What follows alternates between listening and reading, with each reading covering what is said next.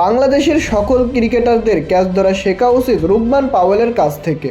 Bangladesh catch ধরা কবে শিখবে সেটাই বুঝতে পারছে না কেউ। তানজিম সাকিব যখন রুকমান পাওয়েলের ক্যাচটি মিস করেন তখন তিনি ব্যাটিং করছিলেন ব্যক্তিগত 6 রানে। এরপর সেই সাকিবকেই ব্যাপকভাবে পেটালেন রুকমান পাওয়েল। 28 বলে খেলে গিয়েছিলেন 44 রানের দুর্দান্ত ঝোড়ো ইনিংস।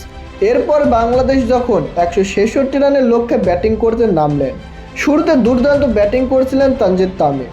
একের পর এক বাউন্ডারি মারছিলেন তিনি। তখনই ঘটে বিপত্তি। এটি হচ্ছে ইনিংসের দ্বিতীয় ওভারের ঘটনা ছিল। সোজা পুল শট খেললেন তামিম।